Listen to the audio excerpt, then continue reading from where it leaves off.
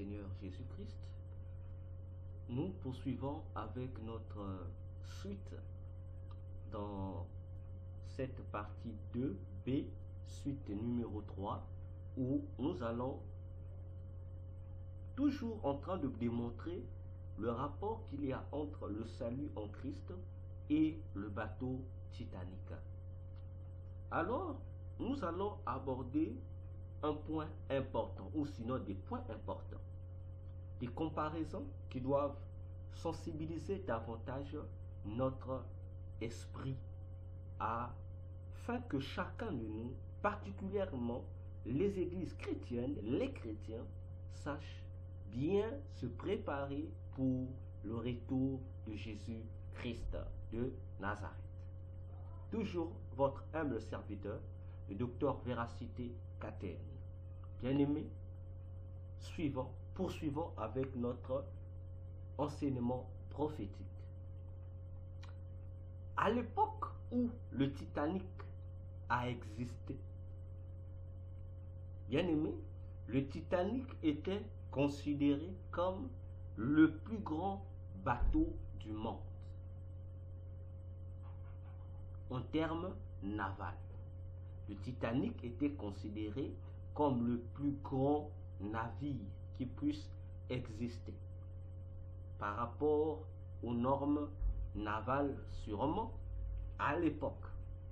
Or, nous avons vu, d'après les propos du Seigneur Jésus-Christ, que le Titanic était une contrefaçon farouche du navire de Dieu appelé navire l'arche de Noé ou encore l'arche de l'alliance de l'Éternel. Ainsi, si le Titanic était le plus gros bateau de son époque, mes frères, mais si c'est une contrefaçon, ça veut dire l'original aussi à son époque devait être le bateau le plus grand ou le plus géant de son époque. Mais effectivement, aujourd'hui, tous les scientifiques sont d'accord. Lorsqu'ils calculent les différentes dimensions du Titanic, ça paraît être le plus gros bateau du monde. Non seulement de son époque, mais jusqu'aux époques actuelles. Qu'il n'y a pas un bateau qui peut faire face à l'arche de Noé. Je vous assure, demandez aux scientifiques sérieux, demandez aux archéologues sérieux qui ont traité des problèmes. Et parmi tant, vous avez les archéologues russes, vous avez les archéologues chinois qui ne sont même pas chrétiens. Il y a eu même des archéologues athées. Parce que jusqu'à aujourd'hui, le bateau, l'arche de Noé existe et se trouve aujourd'hui au mont Ararat, dans l'Arménie. Bon, disons, même si c'est géré actuellement par le gouvernement turc, le bateau existe là-bas. Je ne parlerai pas en termes de ruines, mais je parlerai du bateau existe là-bas. Et les archéologues qui y passent découvrent et donnent des statistiques. Et la plupart aujourd'hui, lorsqu'on parle de l'arche de Noé, ils parlent pour eux c'est un mythe. Voyez-vous, non, le déluge est un mythe, alors que aujourd'hui et depuis autrefois, des preuves sont tellement palpables que celui qui viendra dire que le déluge est une invention de la Bible et que l'arche de Noé aussi c'est un mythe, ça veut dire qu'il est pire qu'un sorcier.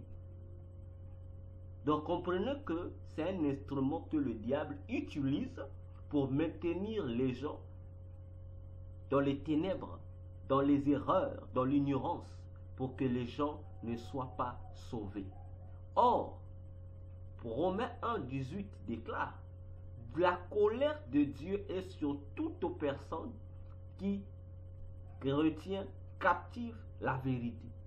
Parce que Jésus disait: vous connaîtrez la vérité et la vérité vous affranchira. Mes frères, mes sœurs, il n'y a rien de mythique dans la Bible. Il n'y a rien. Donc tout ce que la Bible a décrit en termes d'histoire, en termes de récit, sont des faits indéniables, vrais.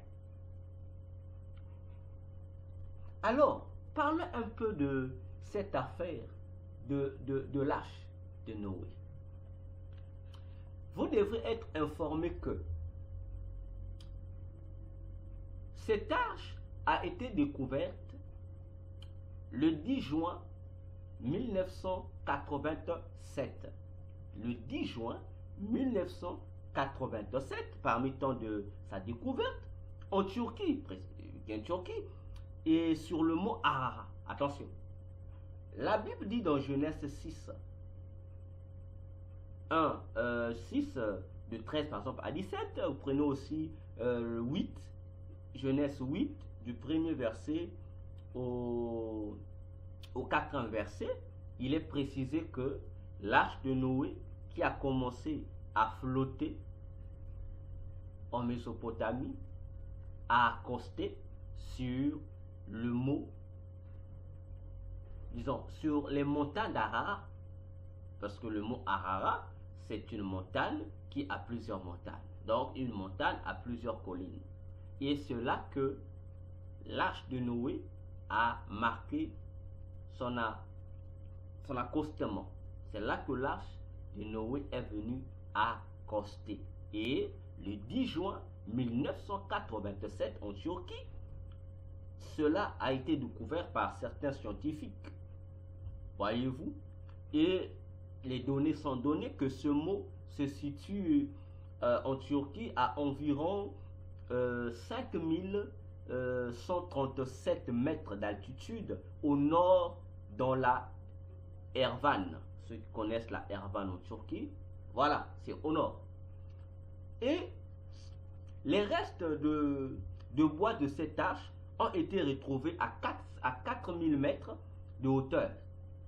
Et on a aussi retrouvé toute la coque à 2 km plus bas. Des poutres et des structures en bois ont été découvertes à 4000 mètres d'altitude sur le mont Ararat, à l'est de la Turquie, encastrées dans la glace et la roche volcanique pour plus de 4800 ans.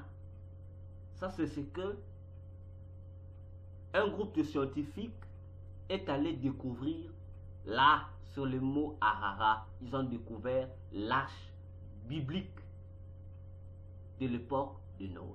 Ça ne s'arrête pas là. En 1977, je dis bien, en 1977, un chercheur archéologue du nom de Ron Wyatt a commencé à faire les recherches dans la même zone de la Turquie, toujours dans la quête de la découverte de cette vérité sur l'arche de Noé. Et dans ses recherches, Ron Wyatt a découvert plutôt la même chose là. Et vous remarquez bien que Ron Wyatt découvre avant l'équipe de scientifiques du 10 juin 1987. Donc, lui, Ron Wyatt, l'a découvert avant eux, en 1977. Voyez-vous? Et il a fait cette découverte où? Parlons de l'histoire d'abord de Noé. Il va découvrir d'abord que la véracité sur l'histoire de Noé et les 8 personnes qui ont embarqué dans cette arche. Le Ron Wyatt va découvrir dans une région de la zone appelée la vallée de Whit. Donc, à ces endroits du mont Ararat, il y a une zone là-bas, un village, dirais-je ainsi, qu'on appelle la vallée de Whit. C'est le nom qu'on a donné à cette région. Et d'après les explications que ce chercheur, Ron Wyatt, va recevoir des habitants des lieux, on va lui dire que cette région porte ce nom de vallée de Whit à cause d'un événement qui a eu lieu dans l'histoire. Et quel est l'événement? Ces habitants-là disent qu'il y a eu un grand déluge qui a exterminé tous les êtres vivants, dont les rescapés n'ont été qu'au nombre de 8 personnes grâce à une arche qui trouva refuge sur le mont Ara. Bien-aimé, n'est-ce pas merveilleux? Alors que ces villageois ne sont pas chrétiens, ils sont ni chrétiens ni juifs, mais ils rapportent une histoire vraie. Ils confirment l'historicité historique du patriarche Noé, la femme de Noé, les enfants de Noé et leurs femmes, tel que précisé dans la Bible, les 8 survivants du déluge. Voyez-vous? Et ce qui est encore exaltant, c'est quoi? C'est que ces habitants-là avaient fabriqué des tombes symboliques pour représenter ces 8 personnes. Donc, dans cette région-là, de la vallée de 8, il y a des tombes symboliques de ces 8 personnages, de Noé et sa petite famille. Voyez-vous? Alors, bien-aimés, il est temps que nous soyons conscients que la Bible ne nous a pas raconté des chimères. La Bible ne nous a pas raconté des histoires, des contes, des faits. Ce sont des histoires vraies et qui se vérifient dans l'histoire elle-même. Voyez-vous? Alors, bien-aimés dans le Seigneur, il faut que l'on prenne conscience. Il faut que l'on, je dis, prenne conscience sur ces choses-là. Parce que c'est parmi ces éléments-là que les satanistes passent pour tromper plusieurs parmi nous. Oui, oui, je vous assure. Ils passent là pour tromper plusieurs parmi nous, pour raconter des bêtises. Voyez-vous? Pour raconter des bêtises. Voyez-vous? Et comme aussi la plupart des chrétiens sont trop naïfs, lorsqu'on leur apporte une information qui contredit la parole de Dieu, la Bible, les chrétiens paniqués. Ah, la Bible est fausse. Alors que c'est la nouvelle information reçue qui est fausse et non la Bible. Montez encore un peu. Revenons encore en arrière. Revenons en arrière. En 1872, je dis bien, en 1872, donc bien avant Ron Wyatt, bien avant ce groupe de scientifiques dont je venais de parler tout à l'heure, il y a un événement qui a été publié en 1872.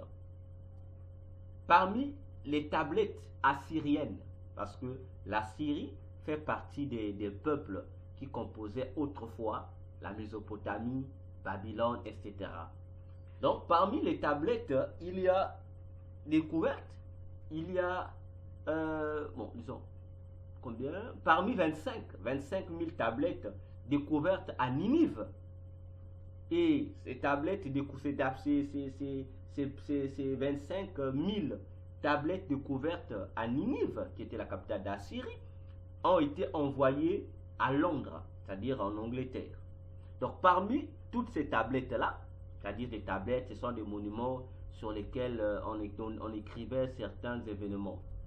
Et parmi ces tablettes-là, il y a un texte qui attira l'attention d'un certain George Smith. Alors, dans ce texte, il y avait une mention qui disait un navire, bon, disons, la mention d'un navire qui a échoué sur le mont Sinir. Et on faisait également mention d'une colombe envoyée, mais qui revint et n'ayant pas trouvé d'endroit où se poser. Voyez, imaginez-vous lorsque cette information a été publiée à Londres, voyez, les Assyriens, les Ninivites, nous rapportent exactement ce qui s'est passé dans le livre de la Genèse avec Noé, l'arche, la colombe. Mais rappelez-vous que Noé était mésopotamien. Hein? Parce que c'est là que les contradicteurs de la Bible se trompent. Noé était mésopotamien. Les Assyriens, les Babyloniens sont des Mésopotamiens. Attention. Donc ce n'est pas dire que la Bible a copié les mythes des Assyriens, non. Non. Au contraire, c'est une confirmation parce que les histoires de Gilgamesh, frère, ce sont des mythes. Mais la Bible est le seul livre qui dit la vérité sur cette affaire. Voyez-vous, et cela doit attirer notre attention une fois de plus. Par exemple encore, en 1929, parlons des premiers vestiges géologiques du déluge, il y a eu des fouilles archéologiques sur le site de l'antique ville sumérienne d'Our qui ont révélé une couche argileuse de plus de 2 mètres. Et les analyses ont prouvé que il s'agit bien d'un dépôt laissé par les eaux. Et ce qui est encore plus intéressant, c'est que les archives d'une civilisation sont présentes sous les roches. Ah oui. Ah oui. Et cette couche, en quelque sorte, est une rupture brutale dans l'histoire. Son épaisseur indique que l'inondation a été hors du commun. Et d'autres fouilles effectuées à Babylone, à Shuruppak, ou Urur, à Kish, à Télo, à Ninive et Phara ont mis à jour la même couche sédimentaire. Alors, je pense que à propos de l'existence de l'arche, il y a plusieurs preuves historiques qui ont été démontrées sur les restes de l'arche de Noé qui s'y trouve jusqu'à nos jours dans cette contrée gérée par la Turquie actuelle. Je pense que à propos, il n'y a pas de débat à faire. Pour nous dire en un mot, bien aimé, que l'arche de Noé, c'est le bateau divin qui est représenté aujourd'hui par l'Église de Jésus-Christ. Contrairement à la fausse doctrine qui enseigne que Jésus n'a pas laissé d'église, mais je pense que les gens, avant de parler, doivent d'abord apprendre à méditer correctement leur Bible. Prenons nos Bibles dans Matthieu. Prenons Matthieu 16. Matthieu 16, le verset 18. Jésus dit ceci à Pierre. Et je te dis aussi que tu es Pierre, et sur cette pierre, j'édifierai mon église, et les portes de l'enfer ne prévaudront point contre elle. Alors, comment dire que Jésus n'a pas laissé l'église? Ça veut dire qu'il faut être un sorcier pour dire pareille chose. Jésus a laissé son église sur la terre. Pour dire, tous ceux-là qui ne font pas partie de l'église de Jésus doivent déjà s'informer qu'ils se retrouvent déjà dans le bateau Titanic du diable qui sera bientôt visible aux yeux de tous parce que sa préfiguration, le Titanic du passé, a existé. Et le bateau du diable, c'est quoi? C'est l'égarement pour l'éternité. Alors, bien aimé, remarquons encore un autre élément, lequel, je disais, nous sommes en train de vous montrer des comparaisons pour que vous compreniez pourquoi Jésus a-t-il dit que le bateau Titanic était un message de Satan contre son église, contre son peuple. Nous venons de démontrer tout à l'heure l'élément de la grandeur du navire. Passons à un autre élément, à un autre point. Passons à la question de la noyade du Titanic. Bien aimé, Titanic s'est noyé dans les contrées de Terre-Neuve. Titanic s'est noyé dans les contrées de Terre-Neuve. Je répète encore. Le bateau Titanic s'est noyé ou a chaviré dans les zones maritimes de Terre-Neuve. Et Terre-Neuve est une contrée ou une ville ou une région située au Canada. Terre-Neuve est un territoire qui fait partie du pays que nous appelons le Canada. Alors, que veut dire le mot ou le nom ou l'appellation Canada? Canada veut dire village ou bourgade. Attention. Donc, le Titanic est allé sombrer dans un endroit qu'on appelle une nouvelle terre qui est située dans un village donné. Soulignez-moi ce chemin-là. Or, Terre-Neuve, un village. Une nouvelle terre. Le Titanic est allé chavirer dans une nouvelle terre. Mais nouvelle terre, on veut baptiser Terre-Neuve par rapport à l'ancienne terre, qui était l'Angleterre, qui n'était plus vivable. Donc, là où le Titanic partait, c'est-à-dire à New York, était considéré comme une nouvelle terre. Malheureusement, ils n'ont pas atteint la destination. Ils sont morts au bout du chemin, noyés dans un endroit aussi qui comporte l'appellation de Terre Nouvelle au Canada. Alors que cet endroit, c'était une fausse Terre Nouvelle. Parce que leur véritable destination devait être la ville de New York, la Nouvelle-Angleterre. Malheureusement, ils ont été faussés par rapport à la route pour mourir dans une terre neuve qui n'était pas leur destination originelle. Mais attendez, Noé aussi a quitté où? Noé a quitté un village donné pour se retrouver dans une nouvelle terre, dans le véritable lieu de destination. Noé a quitté la Mésopotamie vers un endroit désertique.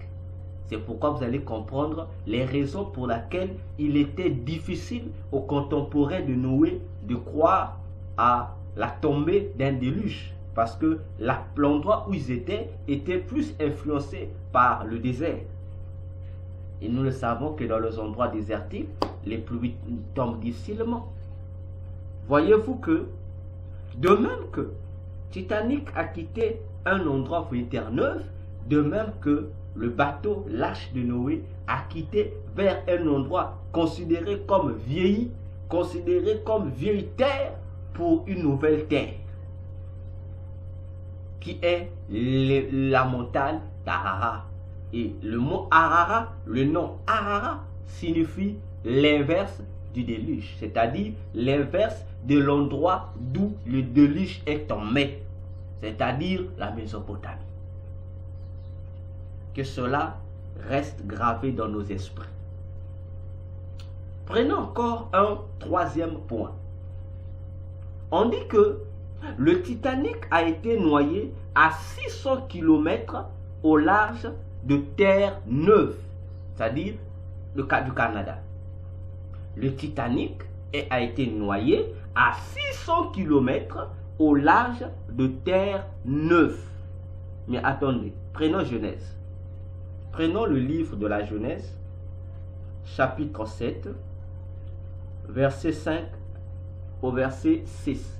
Écoutons, on dit que le Titanic a sombré dans les régions de Terre-Neuve à 600 km. Retenez-moi les 600 km. Prenons Genèse 7, le verset 5 au verset 6. La parole de Dieu déclare: Et Noé fit selon tout ce que l'Éternel lui avait commandé. Verset 6. Or, Noé était âgé de 600 ans quand le déluge des eaux vint sur la terre. Mon frère, prends ta Bible.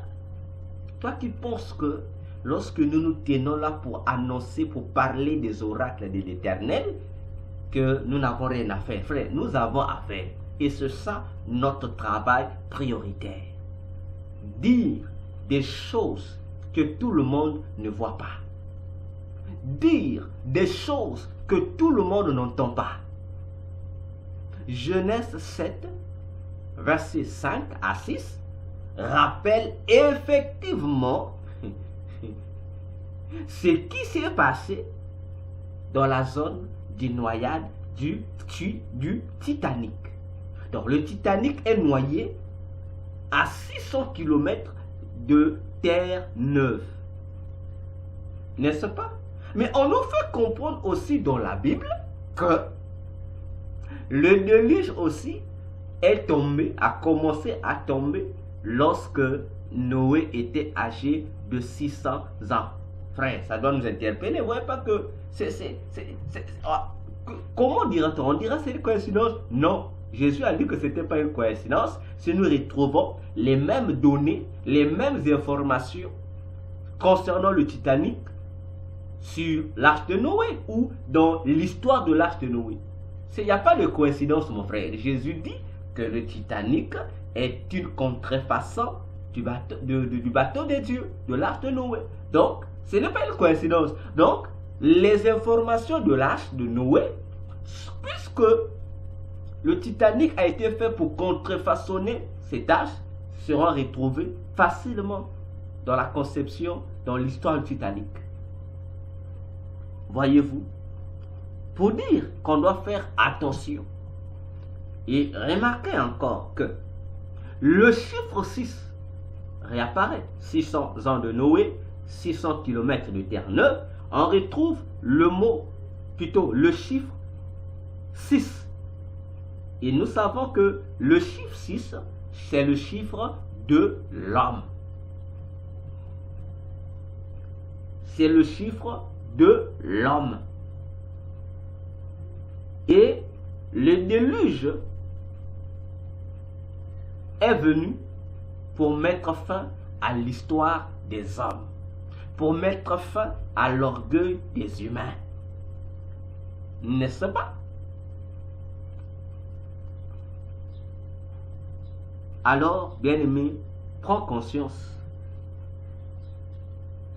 Parce que l'endroit où le Titanic a chaviré, l'endroit où le Titanic a été noyé, bien-aimé dans le Seigneur, c'est dans l'océan Atlantique, hein, ça s'appelle aussi, cette contrée maritime, c'est l'océan Atlantique, hein, on dit les grandes eaux.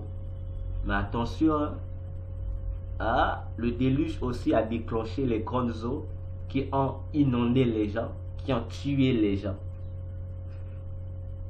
Donc, pour dire, frères, sœurs, nous devrions nous réveiller. Nous devons nous réveiller, prendre conscience pour notre salut en Christ. Comment est ton salut en Christ, frère? J'insiste, je dis, peut-être qu'à la fin de cet enseignement, peut-être après avoir écouté ce que je dis ici, Jésus pourra revenir. Frère, mon frère, ma soeur, es-tu prêt pour être enlevé avec Jésus dans le royaume, pour le royaume des cieux? C'est à toi de voir. Alors, à nous retrouver dans la suite de cet enseignement. Que Dieu vous bénisse. À bientôt.